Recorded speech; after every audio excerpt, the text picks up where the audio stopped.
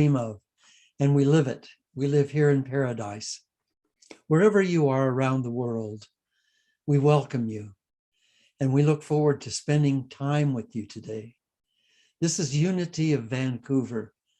This is Unity of Vancouver, where you are welcome. It doesn't make any difference who you are, what your lifestyle is, what your gender is, what your religious background or spiritual background is. This is where we teach peace. This is where we live peace. So you're welcome here as part of our family. Let's do the one power affirmation.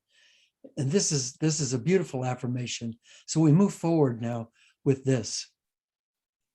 There is only one presence, how true, and one power active in the universe and in my life. God, the good, the omnipotent. So true. With yourself in a completely relaxed position, breathing in through your mouth or nose. I prefer my nose, but that's up to you. And when you breathe in, hold that breath for just a few seconds. And when you let it go, just feel your whole body just fall into an abyss of peace. And let that peace drift through your system and just heal you and relax you and bless you. In and out softly, not thinking about your breath, not looking at your breath, just being aware that as you breathe in, you're breathing in the breath of God. And as you breathe out, you're breathing out your blessing into the world. And with each breath, we fall deeper and deeper away. Deeper and deeper into that splendid abyss of pure peace. Your breath comes so gently, and it leaves you so gently. And the great forest around us is smiling, welcoming the CO2 that you exhale, that it needs to survive. And the great forest inhales your CO2 and smilingly breathes out oxygen for you to breathe. And we dance back and forth between each other, the forests and us. And with each breath, the trees become stiller and more peaceful. And with each inhalation, you find yourself becoming more and more the forest, until finally all the great forests of the land and you are one. Inhaling and exhaling back and forth between one another.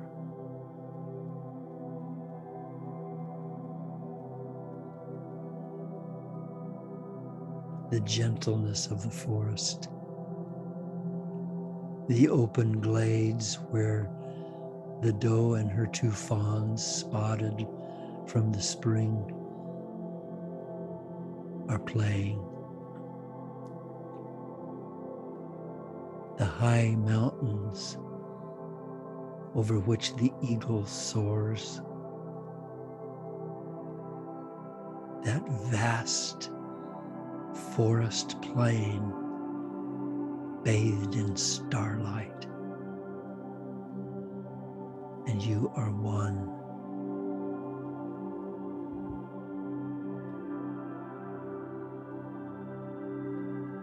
Each inhalation, each time you breathe out,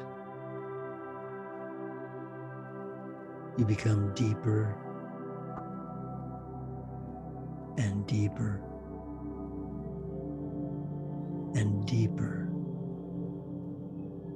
one with not only the forest, but with the universe. We are all one.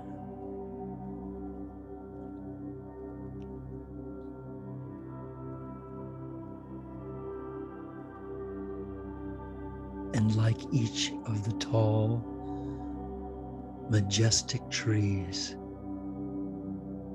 standing in the family of trees, you are standing in the family of man, tall and majestic as there has never been, nor ever will be,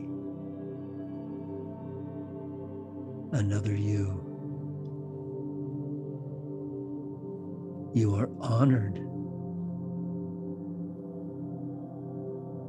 You are blessed. You are loved.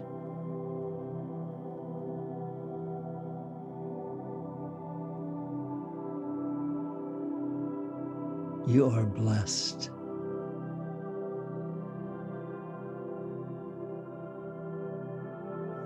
You are safe.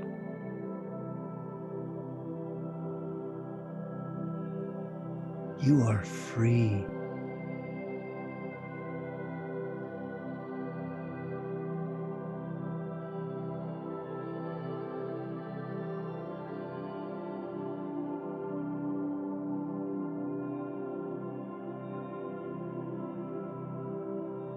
Inhaling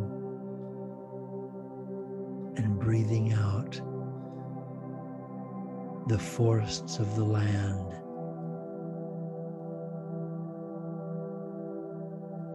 You become one with them.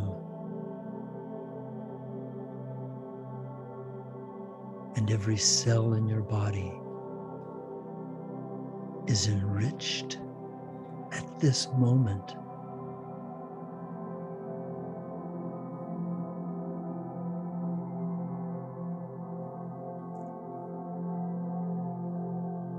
And is celebrating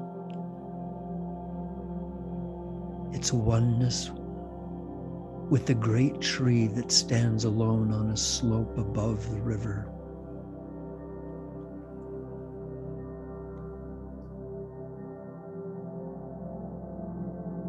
You are safe.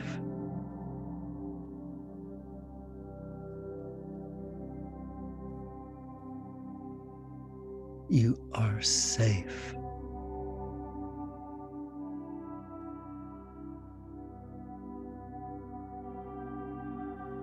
Your body is completely healed.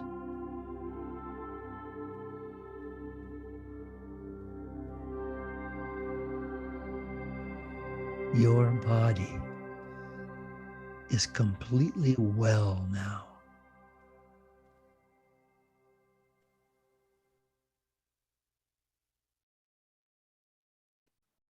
You are love.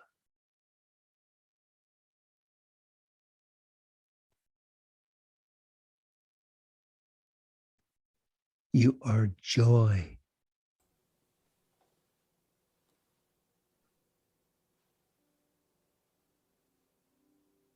You are peace.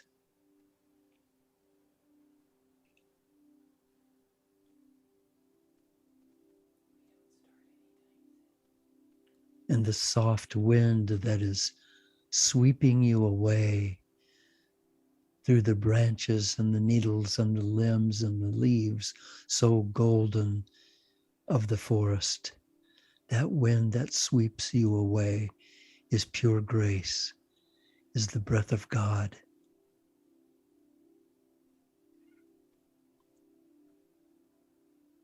And you are one with that.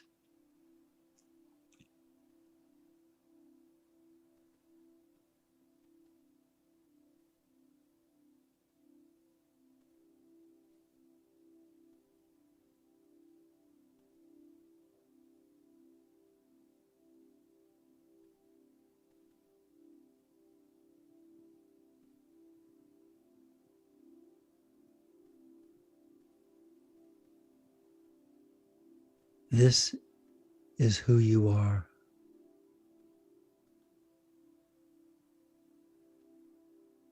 Everything else is illusion.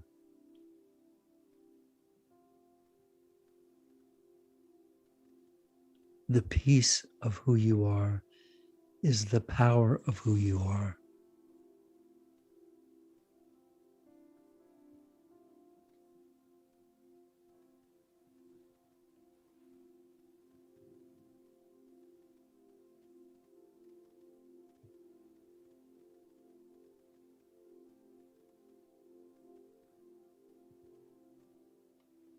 You are so beautiful.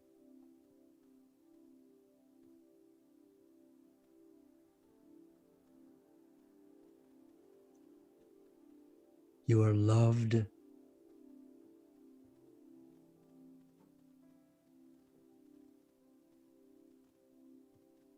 You are blessed.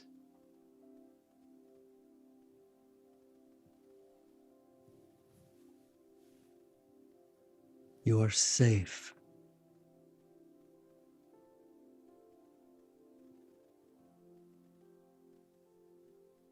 And you are free.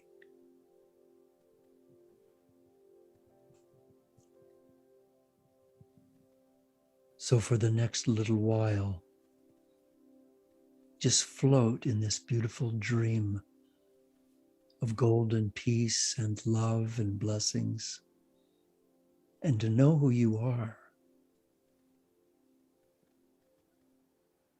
And when at last Leora and Jay bring us back with music, allow this self to come back. Until then, just smile in your peace.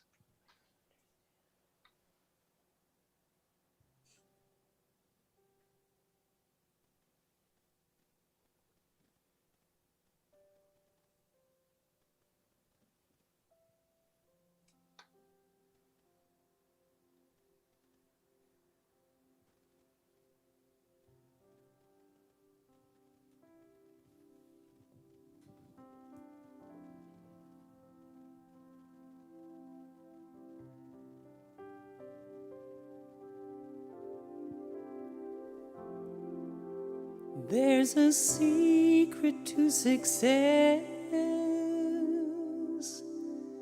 Everybody hopes to find.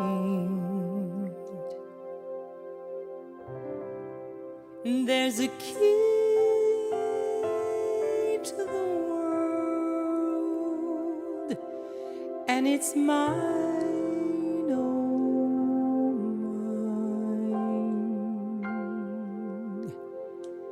There's a world of opportunity, and it's filled with possibility.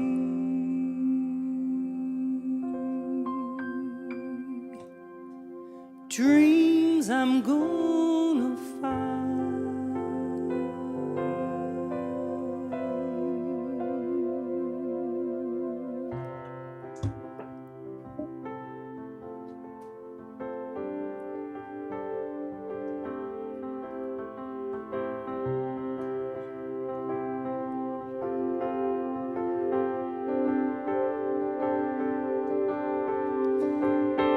There's a secret to success everybody hopes to find.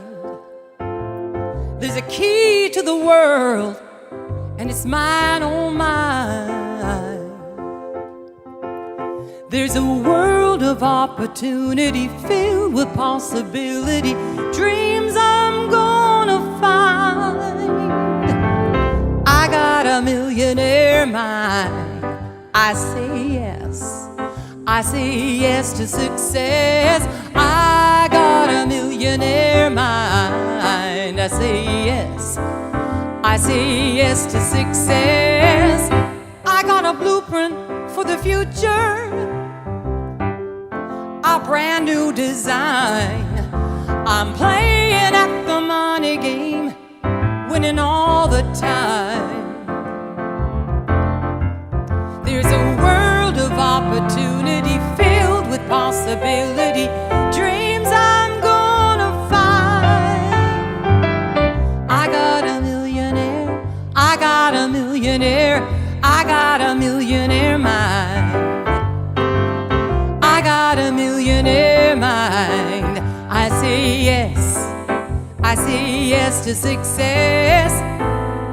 All that I can see and all that I can be, infinite prosperity, it's all inside of me.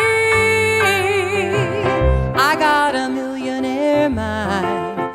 I say yes, I say yes to success. I got a millionaire mind.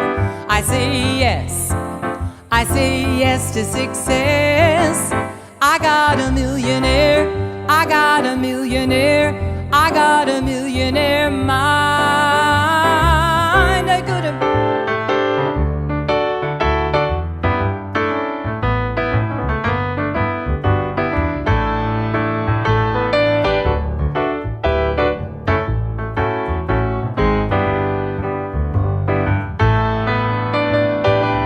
I got a millionaire, I got a millionaire, I got a millionaire mind.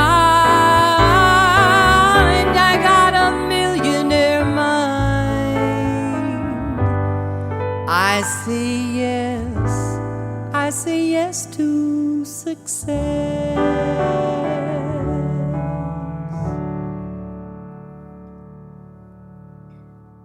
And after that beautiful meditation and song, we also have an invocation of spirit. And here goes. We are now in the presence of pure being and immersed in the Holy Spirit of life, love, and wisdom.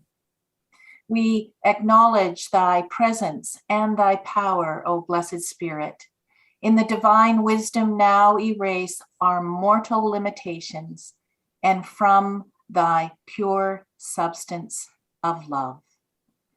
There will be a short Q&A at the end of the talk, and Reverend Bob welcomes you to please put any questions that occur to you into the chat window, and he is happy to answer them at the end of the talk.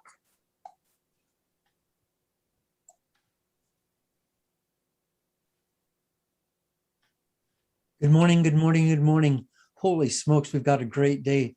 And how to start it off with Leora and Jay. That's just so exciting. Listen, before we start, let us do this for a moment, just for a moment. Let's close our eyes if you don't mind. I'd like for us to offer prayer just to start our service, to call in all of the power, the spiritual power of all the universes that is the heart of God, that is the great presence, great spirit, Holy Spirit, the creative intelligence that holds all of this physical world and all of the medical physical world together. We know, dear Holy Spirit, that your presence is here with us. We know that those people who are suffering around the world right now, we know that those people who are alone and lost, those people who are living in confusion. We know that those poor people in Haiti and Afghanistan and so many villages in Africa, we know that those people who are still trying to build their homes from the floods and the hurricanes, we know that they feel lost and frustrated. Let us be then their backbones. Let us be their strength and their faith. We hold them together in our minds and in our hearts. In your blessed energy, we send them our love. And that's the way it is. Thank you. Thank you. Today, we're going to talk about the thinking patterns of wealthy people. Rich people have a way of thinking that's different from poor and middle class people. Have you noticed that? They truly see money and the world in a different way. And they have fewer self-imposed limitations and opinions and beliefs and limits on what they can achieve. Why is that? Why is it that they're so different? Now, before we go on, let me tell you that I've given maybe 100 or more seminars and workshops and talks on wealth and on becoming wealthy, and probably less than 20%, I'm going to guess, of those who attended my classes actually became wealthy. So that either means and proves that I'm a lousy teacher, or it shows that their comfort zones were unwilling to risk beyond their boundaries, that they were content to keep wanting and to not having, wanting and not having, and perhaps complaining. Let me just take a moment and talk about complaining, because everything we think and everything we say and everything we do is a prayer, is an affirmation into Holy Spirit, into the great collective creative consciousness of all that says, this is who I have decided to be here. And when you complain, you're saying, this is who I've decided to be here. Oh, I can't pay this bill. I'm just so angry. I'm so sick. Check was supposed to come and it didn't come, blah, blah, blah, blah, blah, blah, blah, blah, blah. I'm so angry at Pete because he did this, or Janice because she did that. And no, why would they have said this? And why would on and on and on and on. And all I'm saying is constantly, I'm a victim. I have no control over my life. Everybody's doing it to me. Everything's doing it to me. I can't control my life. I don't have any wealth. I don't have any income. I'm just so destitute. And you're just sending a prayer. You're sending an affirmation into the universe saying, this is who I am. Don't do it. Break yourself of the habit of complaining. Now, one question before we talk about the thinking patterns of wealthy people, let's define what a wealthy person is. Is a wealthy person one who has great relationships with others and yet struggles financially? No, I don't think so. Is a wealthy person one who has abundance of money, lots and lots of money, but poor relationships with others? I personally don't think so. Is a wealthy person someone who has an abundance of money and yet prior health habits, such as a diet that doesn't work and no exercise and smoking or drinking or doing drugs? No, I don't think so. Is a wealthy person one who has an abundance of money and is very careful not to lose it or to donate it to any significant portion to worthy causes? I don't think so. Because that's not wealth, is it? If I can't afford to let some of it go, then it's not wealth. Is a wealthy person part of this universe, living in an abundant river of grace, flowing inspiration, joy, and money on a regular basis? I think so. I think so. So now, as advertised, here are the thinking patterns of financially wealthy people. Number one, they see wealth as a natural state. See, people who are fighting for wealth or don't have wealth, they don't think it's natural. Let me tell you, the most precious thing in all of the universe to you and me as human beings, the most precious thing at all, the most precious. Can you guess what it is? It's oxygen. That's the most precious thing. You can only live maybe at the maximum 6 minutes, and oftentimes no more than 4 minutes without a breath of air. And yet we inhale it and exhale it and inhale it and exhale it and inhale and exhale constantly. We never consider that to be wealth, but it is wealth. And wealth is no different when it comes to financial wealth. It's supposed to be inhaled and exhaled. It's supposed to be taken in and appreciated, loved, let it nurture our lives, and then exhale it into investments, into donations, into helping make the universe a wealthier, healthier place. Truly wealthy people believe they're supposed to be successful. They believe that they're supposed to be wealthy, that amassing wealth is the natural way of the world. Conversely, most middle class and poor people think they can't get rich, that they lack the tools to rise above their paycheck lives. They see money, the wealthy, as a flow. They use others' money to fuel their dreams. And people whose money they use to fuel their dreams also get blessed by an additional income. They recognize how money makes money, and they become savvy about how to parlay the flow into abundance. They have, or they find, great ideas, and then they find the money to fund those ideas. I'll ask you a question. How many times have you had just a fantastic idea and you said, boy, that's $1 million idea. That's $1 billion idea. That would really make a difference in the world. And then you just shelved it because you're not worthy of going forward and making it happen. Or you say, well, but I don't know how. I wouldn't know what to do with that. I wouldn't know how to create an invention. What do I go to a patent office? I don't know what to do.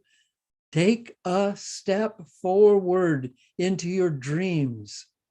You were given that idea. You were given that invention. You were given that beauty. You were given the genius of your system. Use it. Wealthy people also set their financial goals high. While the majority of us are content to make a decent living and have a little extra for savings and maybe fun, rich people have their sights set on large amounts of money in their possession to do with as they like. They're constantly on the search for ways to achieve their financial goals. They also, and this is really an important point, I think, they see money as a game. They see wealth as a game. Given what I just said, that's not surprised, but while they like what money brings them, they truly love the process of creating money, of creating wealth. The rich versus the poor mindset, rich play the money game to win. And they play it as a game. And incidentally, contrary to what a lot of poor people think, and that was me when I was a kid and we were living in housing projects, my stepdad and I would be walking down the street. We didn't have a car, and he'd see somebody drive by in a car and he'd always go, "Sss, sss, sss. Rich guys, they really think they got it together." So we're putting down anybody that wasn't on the same level that we were, as though our level was somehow something splendid. The poor have a mindset, and the rich have a mindset. And the rich mindset is they play the game, the money game, to win, not to make someone else lose, but to win. And here's an interesting part of that. Wealthy people know that the more people they can help win, the more they become wealthy. That's why they open factories. That's why they hire people, because they want to give money into those people and money into products and money into subcontractors, because it makes them richer. They play the money game to win. You know what poor people do? I know, because I've been there. Poor people play the money game not to lose, not to win, but not to lose. Rich people see money as a friend. Middle class people tend to view money as a dreaded necessity. And there never seems to be quite enough, does there? The rich, however, don't focus on money. Excuse me. They don't focus on money, but on the energy that's available to them through money. They don't see money as a stack of green paper. They see money as an energy to be tapped by whoever recognizes it and recognizes how the game is played. I know. Here's a story of a little girl. She was an optimistic little girl, and she wanted a horse for her birthday. And everything she thought of, she thought, oh yeah, I can have that. Oh yeah, that'll work. Oh, this will be good. And she was just a constant optimist. She was a member of Unity, I think. And she said, I'm going to get a horse for birthday. I'm going to get a horse for my birthday. And her dad said, honey, you know, we can't get you a horse for, but I will get a horse for my birthday. And so her father thought, it's time for me to wake her up. So they had a little barn outside, and he ordered several dump truck loads of horse manure and had them all delivered inside the barn. And on her birthday, he opened the barn door, and she looked, and she said, oh, goody, goody, goody. And he said, honey, that's just horse manure. She said, yeah, but with that much horse manure, there's got to be a horse in there somewhere. If you're an optimist, you always can see the horse in there somewhere, and the horse will be there. We're creating our reality. This physical reality around us is made of nothing but space. 99 point and then 12 nines after that percent space. And even that 0.00001% that we think might be matter, we don't even think that's matter. That's physicists, that's scientists talking. This universe, this world that we live in, is made of ideas, is made of thoughts, is made of affirmations, is made of the grace of God, which we are. So that's why wealthy people are fearless, because they know that though they'll occasionally lose money, they're never overly concerned, because they know that there is a river running through their lives, a river of grace with unlimited wealth to be harvested from it. Many of us, if we invested in a new restaurant and it went belly up, would say, well, I sure learned a lesson about investing. No, we learned a lesson about ourselves in our limited trust of God's abundance. The wealthiest people you know have lost their money again and again and again. In the States, there's a very well-known billionaire who went bankrupt again and again and again and again. I won't bother you with his name, but you know, he just knows that the money's always there, so he never worries about it. And it's always there. Those who play the wealth game with full commitment may, under extraordinary circumstances, lose 49% of the time. Then they're winning 51% of the time, and they're still vastly abundant. But those terrified of losing, sure as heck can never win. And if you have to be absolutely certain of success before you can go forward, you'll never go forward and you'll never win. Yet, of course, don't be foolish. Get good advice and information and then follow your deepest intuition, because that's truly your guide. Go forward just as you would if you were creating an art piece, a new recipe, or a wooden rocking horse. Do it creatively from your own heart. Trust your deepest spiritual intuition. And here's one more thing about rich people. 97% of them give regularly to charitable organizations. Not a penny or 2 pennies, but a goodly amount, 97% of them. Why? Because they're generous? Yes, but because they recognize that money is a flow.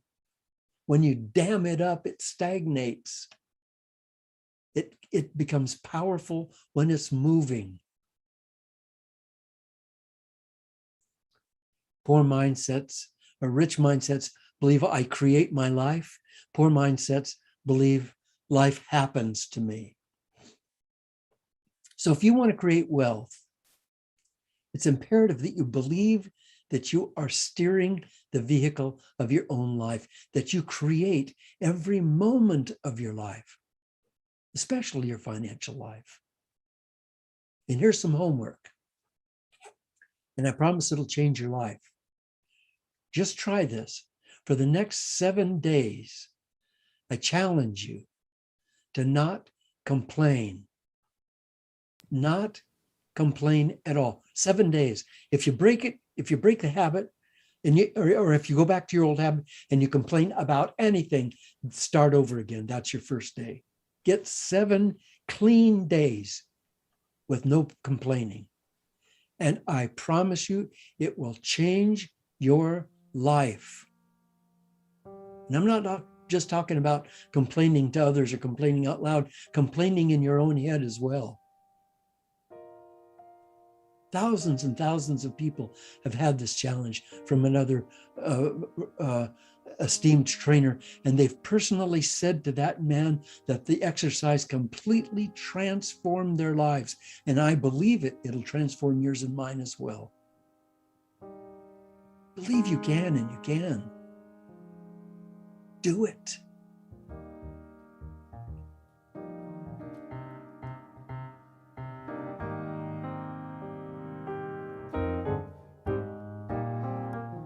Listen, gather round.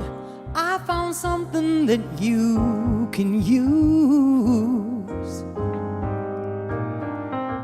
And if you listen well, I'm here to tell you, you cannot lose. A simple song, simple melody, to remind you that you can be the greatest ever, defeated never. Even though sometimes you may lose, oh my, yes you can. You can do anything if you try. Just try. Yes, you can. But you have to believe and rely on what you have inside. You can make it through your trials, though your trials will just make you strong. You can do anything. Yes, you can. Oh,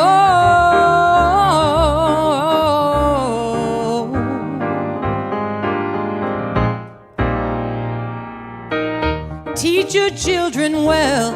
It's here to tell them just who they are. Train them as they go. Let them know that they can go far.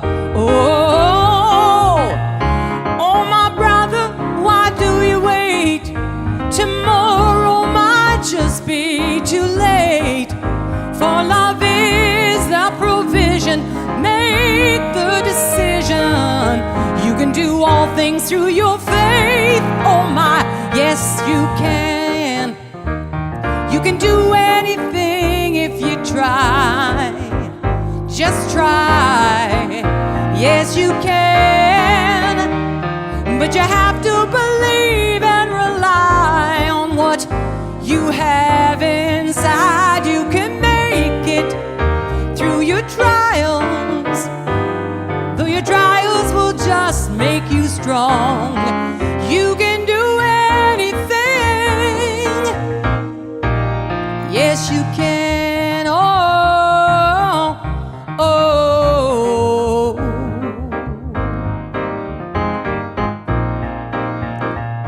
I can, I can, I can, I can do anything.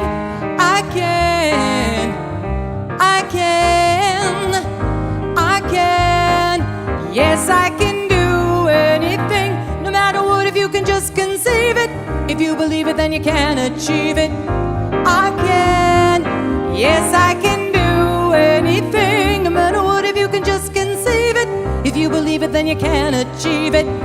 I can, yes, I can do anything. No matter what, if you can just conceive it. If you believe it, then you can achieve it.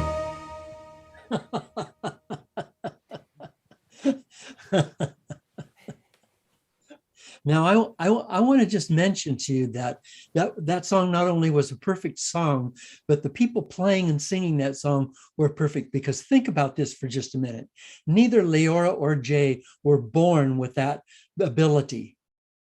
They had a dream, each of them separately, to sing like Leora sings, to be able to put that kind of energy and inspiration and beauty and power out to the world, to you and to me. That opens her heart. That makes her all that she can be. And for Jay to be able to play the piano like that, I don't even believe it, but that's just unbelievable. It's beautiful beyond description. But he wasn't born with that.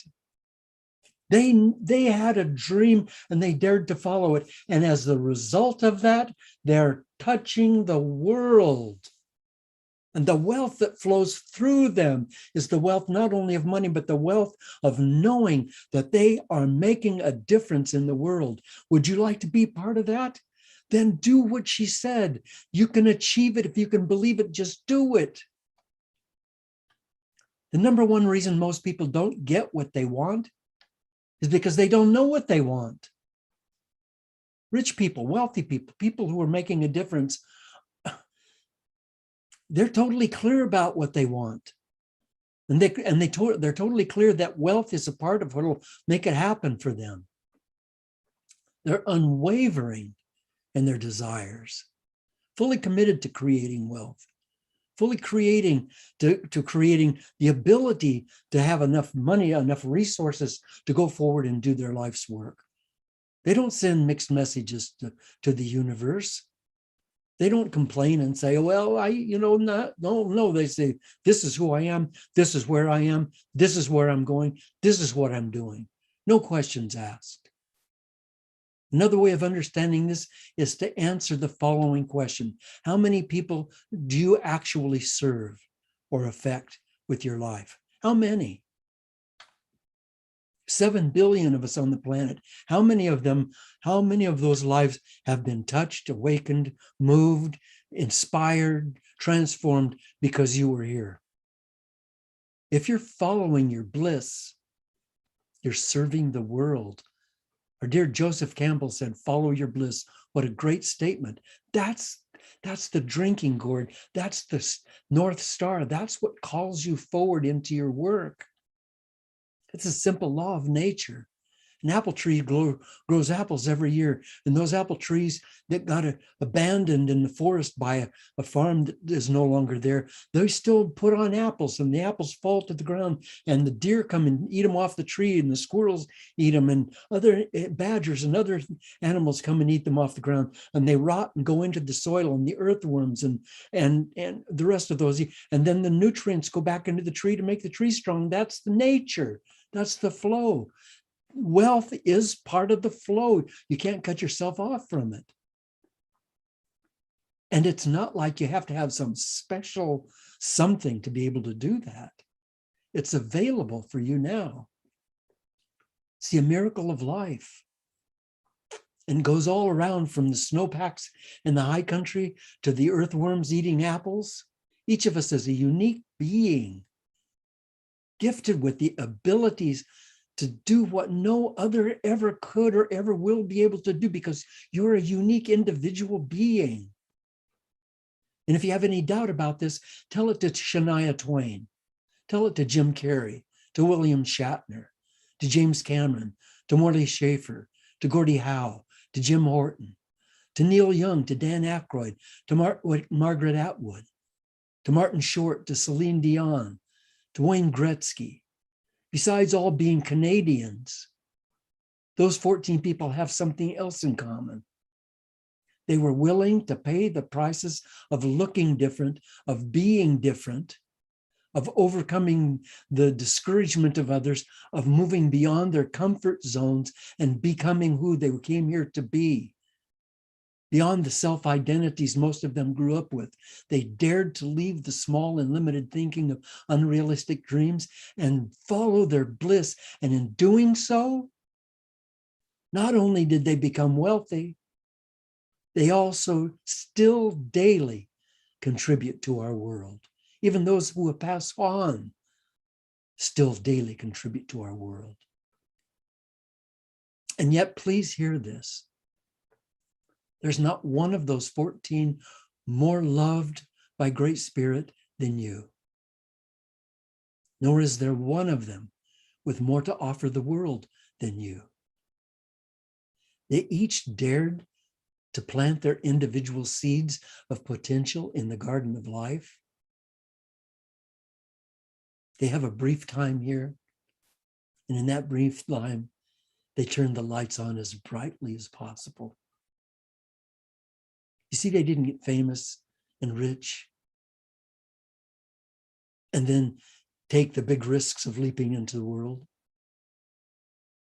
They had to take the risk first. They had to leap into the world first and take the first and second and third steps without the guarantee of success, just knowing that they had the wind of God at their backs. What will it take for each of us, for you, now to reach out beyond the limits of our identities and let our bliss, our souls, call us into abundance of life, of service and wealth? What will it take?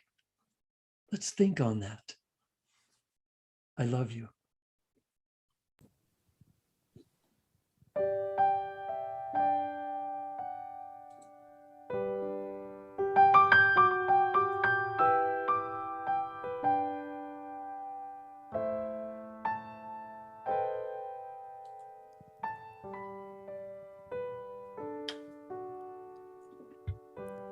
Love is something if you give it away. Give it away. Give it away.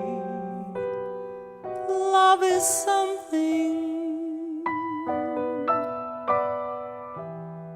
if you give it away, you end up having more. It's just like a magic penny. If you hold it tight, you won't have any. Lend it, spend it, and you'll have so many. They'll roll all over the floor. Love is something if you give it away. Give it away. Give it away. Love is something if you give it away, you end up having more.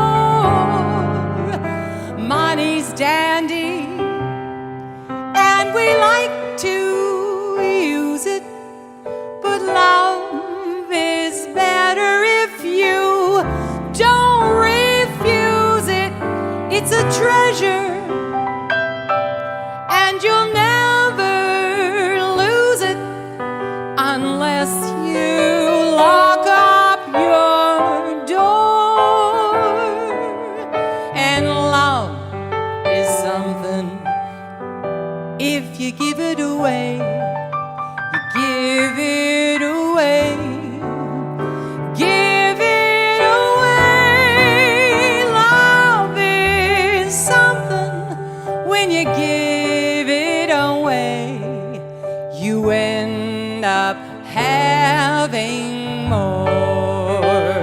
So let's go dancing till the break of day.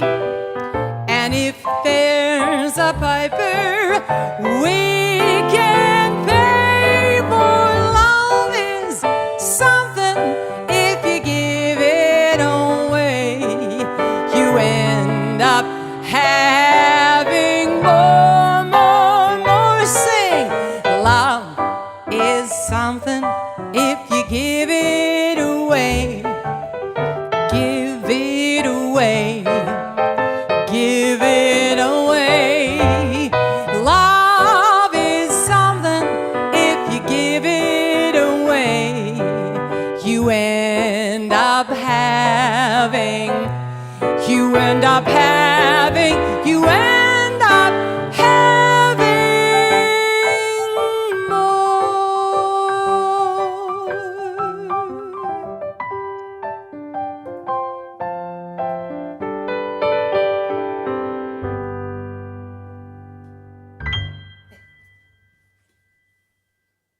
So Bob, we have a few questions today. So here's the first one.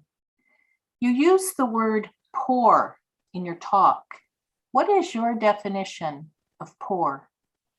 My definition of poor is very, very simple.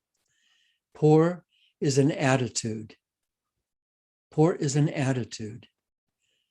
I have a dear friend who retired as the president, kind of international, of Prudential Life Insurance. He, before that, worked as a top guy at World Bank. He was very, very wealthy, very successful. He's from Korea. He was born pretty much a Korean War orphan, was on the streets, kind of just getting handouts and begging and just making his life work. What's the difference? What's the difference? Did he get lucky? He didn't get lucky. He had a vision and he focused on his vision and he pulled himself step by step by step out of that. You can do it. Doesn't make any difference who you are. And believe me, I've been at the bottom of poverty. I know where that is. I know it well. That apartment is still vacant if you want it. I know that area. And I know how hopeless it seems. And I know how disempowered it seems. But there's no such thing as poverty. Every single person on the planet has within them a garden of wealth. They just believe otherwise, and so they never plant it and they never harvest it. Reverend Ike, who was a friend and a powerful, crazy, wonderful guy, said, get $1 million idea and then follow it. And I can tell you that the best $1 million idea you can have is you. So let me stick with this for a minute, because I've been there and I know how hard this can be. So you listen to this guy, Bob Trask, talk, and you say, yeah, there's a lot of good ideas, but that doesn't apply to me. If he knew my situation, if he knew all the stuff that's going on in my life, he wouldn't be saying that. Yes, I would. Yes, I would. All of the things that you see are obstacles. They're there as obstacles because you're focused on them. If in fact you focused on your wealth and on your good and on your opportunity instead of your obstacles, that would come to be. It would come to pass. Thank you. I was just thinking about someone that we all know who had a great idea, and his name was Amos. It became Famous Amos Cookies, and he used those prosperity principles and then became the Unity Minister. So we can do great things with a great idea, for sure. Absolutely. Well, here's the next question. How does one change their childhood belief that lack is what they deserve? It takes work. It takes work. But here's the good news about that. Time will go by, and you will either do the work of affirming those beliefs, or you will do, as time goes by, the work of unaffirming those beliefs and affirming rather the potential within you. It takes affirmations. There's a couple of things though. One, you have to have a plan. You see, part of what happens when we're poor is that we're harem scarum. We're just bouncing all over the place. Try this, no, try that, no, try this, no, try that. You have to have a plan. I'm going to do this. When I was a boy and we lived in the housing projects, I noticed that when I was down at Mission Bay, lived in San Diego, that the abalone boats came in and they shucked the abalones and threw the shells over the side. And I knew where they threw them over the side. So I got Mama to drive me down. I was like 10 or 11 years old, got Mama to drive me down there. And I swam out and swam down with a gunny sack and filled the gunny sack with the abalone shells. The water was cold and I didn't have a wetsuit or a mask, and but I had an idea. And I couldn't pull them up to the surface. I could pull them partway across the bottom, then come up and get there and go down, pull them a little bit farther until finally I got them ashore. We put them in the trunk of the car, took them home. I cleaned them up. I got coat hangers and bent them into the shape of racks so that they would hold the shells up. And then I went down in the canyon nearby and I got little succulent plants and I planted them in there and I took them door to door and sold them. You got to have an idea, and you can't just sit on your couch and watch television and go, oh, damn, I'm so poor. You got to do something and keep doing it and keep doing it. And know that inside of you is the seed of a greatness. It's there inside of you. You must plant it and trust it and nurture it so that it can grow. No one's ever going to do it for you, I promise. No one will ever do it for you. Not only it's not because they're selfish, it's because they can't, because they're not you. They don't have the seed. Thank you, Bob. Here's the next question. You asked us to do homework this week. What if when I do the homework, it still doesn't work? What if you do the homework, it does work? What if it does work? What have you got to lose? If you do the homework, what if it does work? See, here's what happens, is that when we complain, we are affirming our lack. And when we affirm our lack is what we get. When we affirm our possibilities, our probabilities, when we affirm our inherent wealth, that's what we get. We cannot afford to complain. And the reason I ask you to do it for a whole week is because if you can go for a full week without complaining, you will begin to create a new habit. Because instead of complaining, there's not going to be a vacuum there. You're not going to be saying, oh, damn, I sure wish I could talk down about Sally because I'm really, oh, no, I can't do that. Can't talk down about Sally. So I won't think anything. You won't do that. You have to think something else. And what you think of that something else is that I can make this work. This will work. Sally's a good person. She's a little off base right now, but I love her. Let's go forward. So replace the complaints with affirmations. At the end of 7 days, if you'll do that, boy, I promise you, it'll change your life. It'll change your life. Now, I know several people who are chronic addictive complainers. That's their language. Something's always wrong with somebody or something. That's become their identity. That's how they present themselves in the world.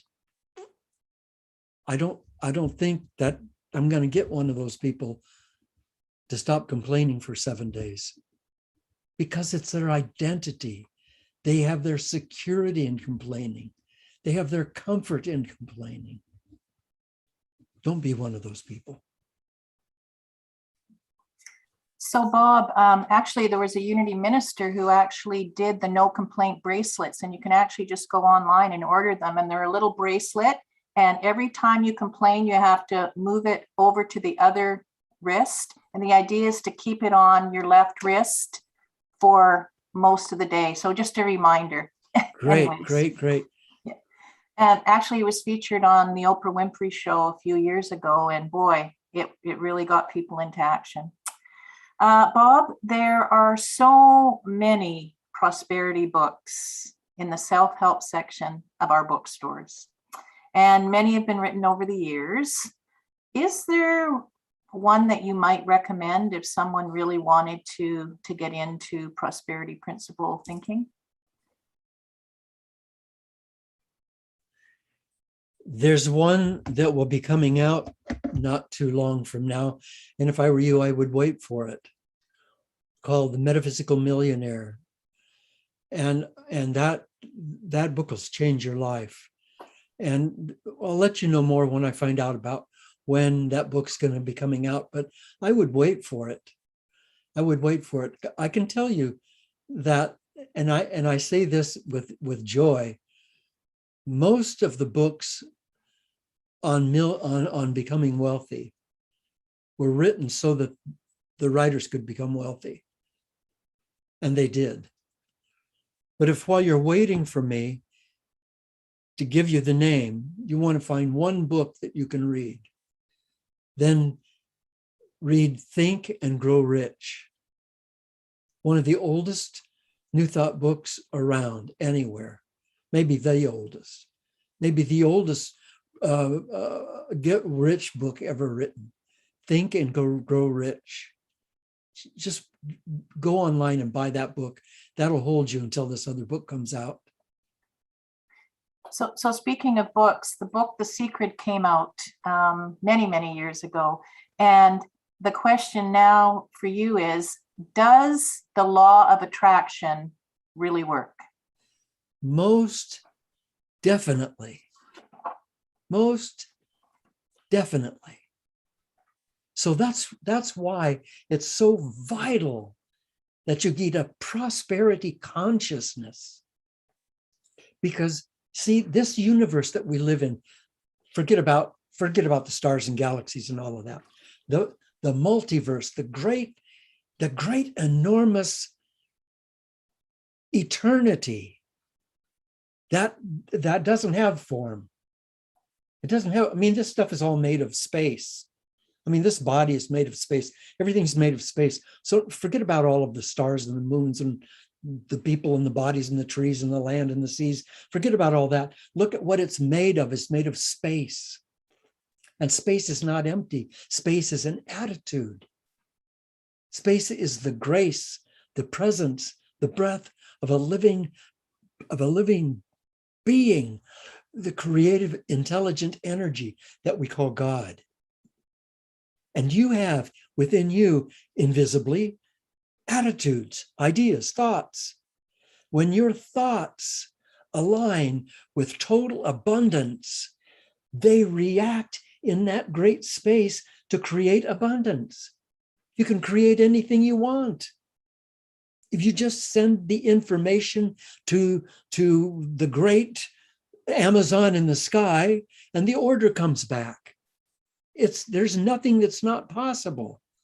But you are the orderer, and your attitudes and your beliefs and your opinions and your behaviors are the ordering mechanism by which you bring to you those things.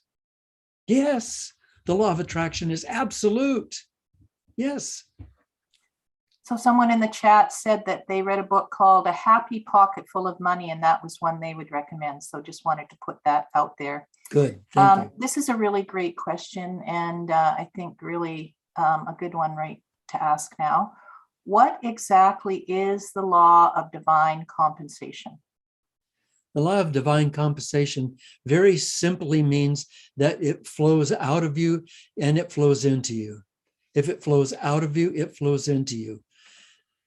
If you have a creek running through your backyard, it's just a creek. Let's just say that it's 6 feet wide, and that it's 6 inches deep, and it's running through your backyard, and it runs year round. The question is, how much water is in that creek? The amount of water in Lake Ontario, or the amount of water in that creek? It's quite obvious to anyone who's thinking that the water in the creek is more than the water in Lake Ontario, because that creek runs 24 hours a day, 7 days a week, 365 days a year, year after year after year after year after eternity. It runs. Lake Ontario is just sitting there. This water flows, flows, flows.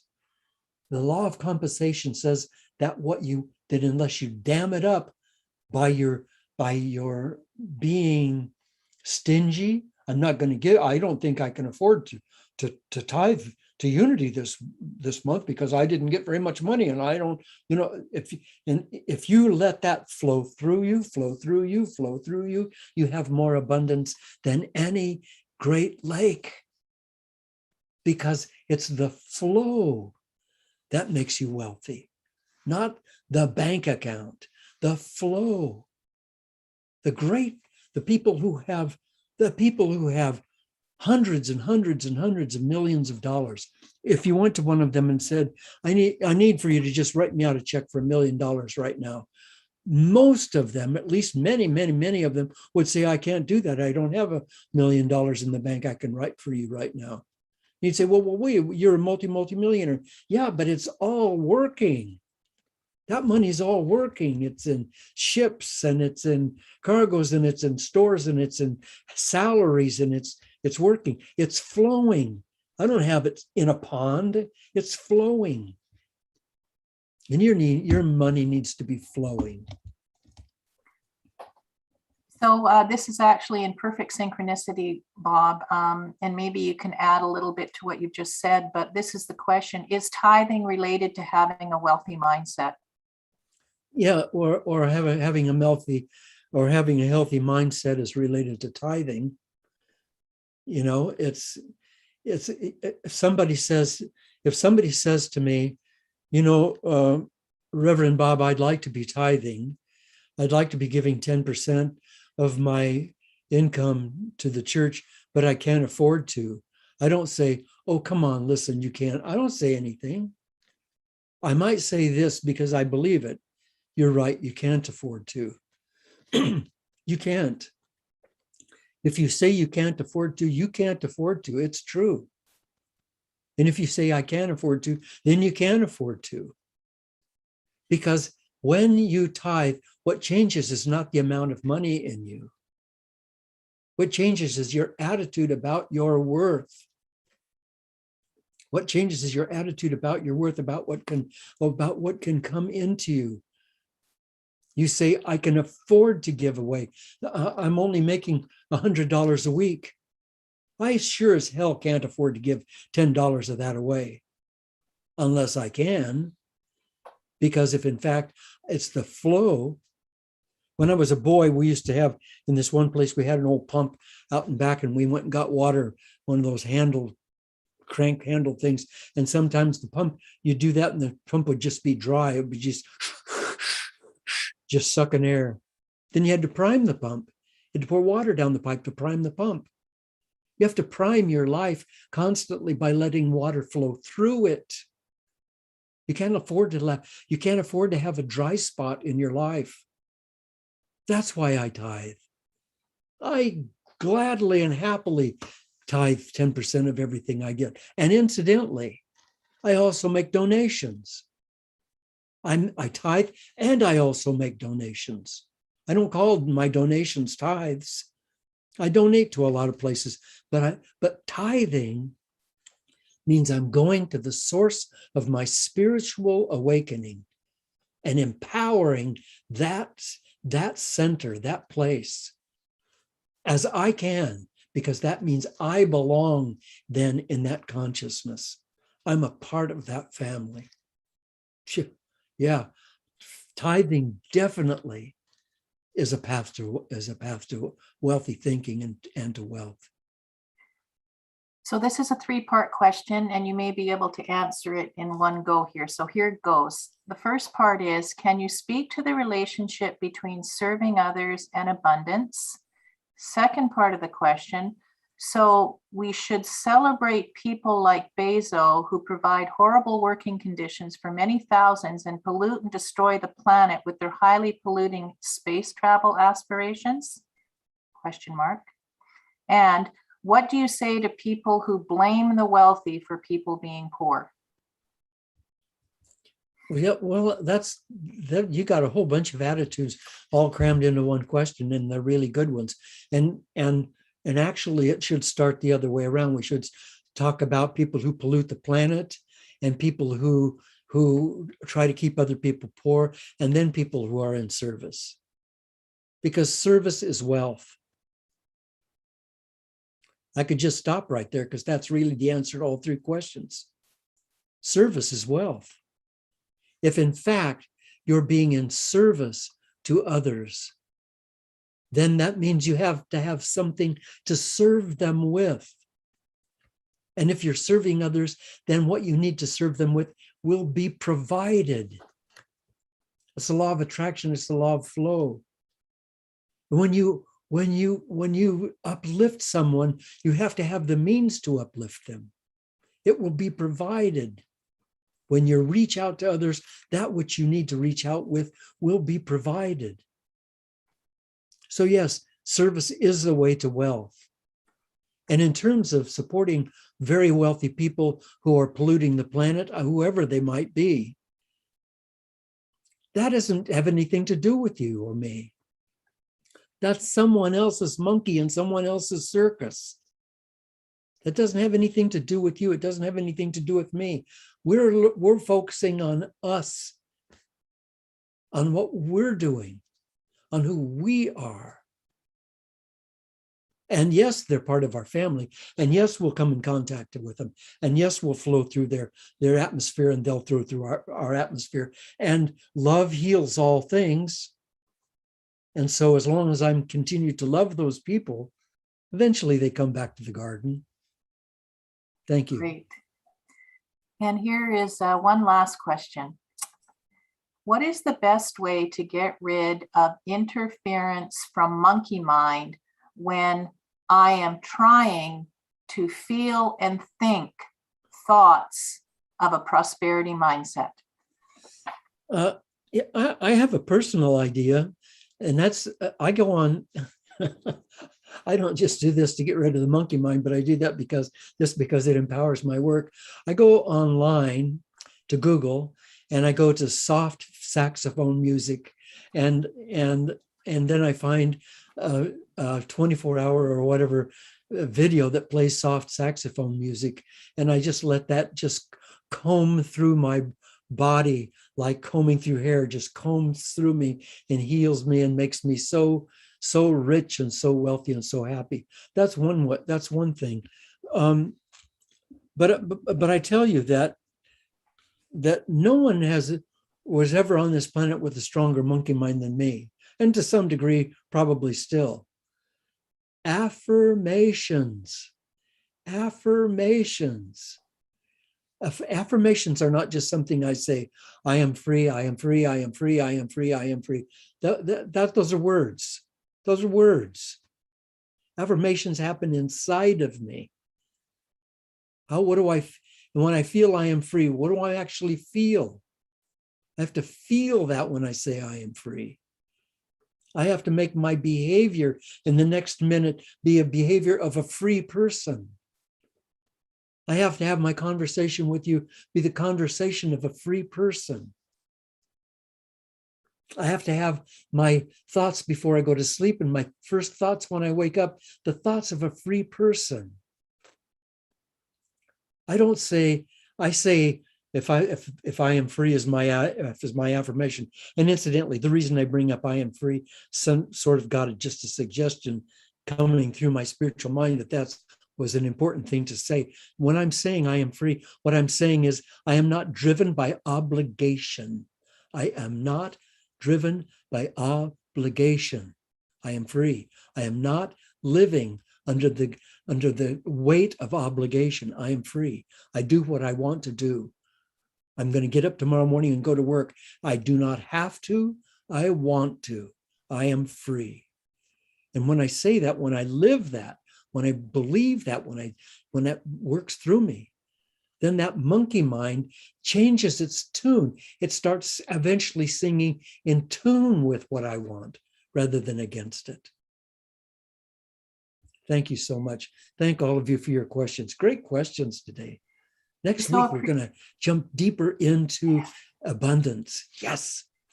Well, we so appreciate you, Bob, and thank you for all of your wonderful perspectives that you bring to us every Sunday and Wednesday, and we just really appreciate it. And we love you.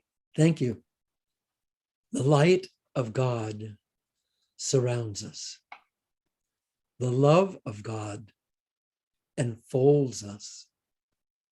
The power of this living God, this living Spirit, protects us.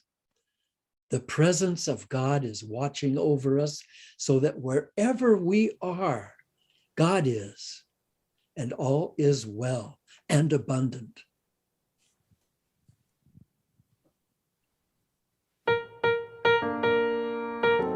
Let's sing together. What a great morning we've had of inspiration. Thank you. Let there be peace on earth, and let it begin with me. Let there be peace on earth, the peace that was meant to be, with God as creator, family all are we.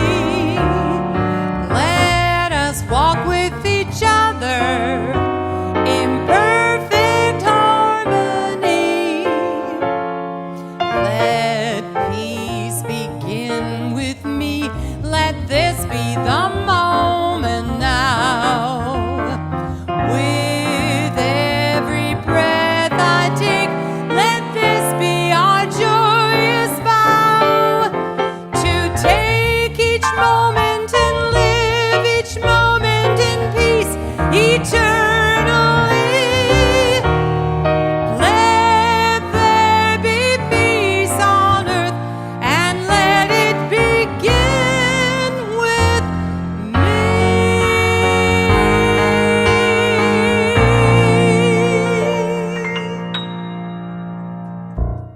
God bless everybody.